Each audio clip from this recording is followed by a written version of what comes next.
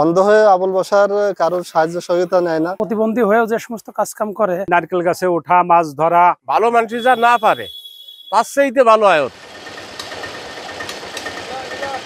অন্ধ হয়েও অনায়াসে উঠছে নারকেল গাছে, ডাব ও নারকেল পেরে আবার নেমে আসছেন নিচে। কখনো আবার তাল গাছে উঠে পারছেন তালের রসের ভার। চোখের আলো না থাকলেও সাবলীলভাবে কাজটি করেন তিনি। দৃষ্টি হারালেও অনন্য প্রতিভায় গ্রামের নষ্ট টিউবওয়েল দক্ষ হাতে মেরামত করেন প্রতিবন্ধী আবুল বাশার। শুধু তাই নয়, মাঝে মাঝে গাছও কাটেন তিনি। তার সব থেকে অবাক হওয়ার মতো ব্যাপার তার মাছ ধরার বিষয়টি। চোখে দেখতে না পেলেও পুকুরে নেমে ডুব দিয়ে পানির নিচ থেকে হাতেই ধরে নিয়ে আসেন জ্যান্ত মাছ। অন্ধ হয়ে আবুল বাশার কারোর সাহায্য সহযোগিতা নেয় না।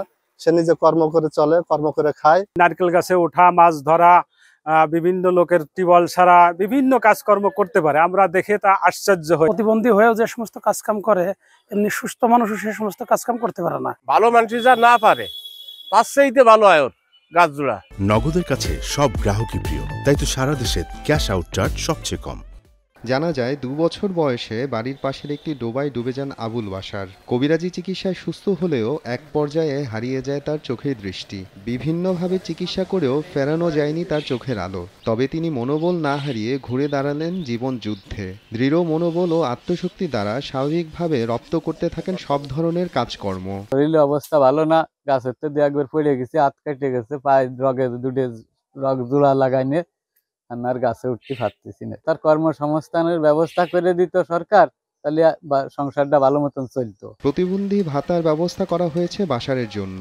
এছাড়াও বিভিন্ন সরকারি সুযোগ সুবিধা দেওয়ার আশ্বাস দেন বালিদিয়া ইউনিয়ন পরিষদ চেয়ারম্যান। প্রতিবন্ধী হয়ে যে নিজে কাজ করে খায়, এটাই তো বলা, নিজে কাজ করে খায়।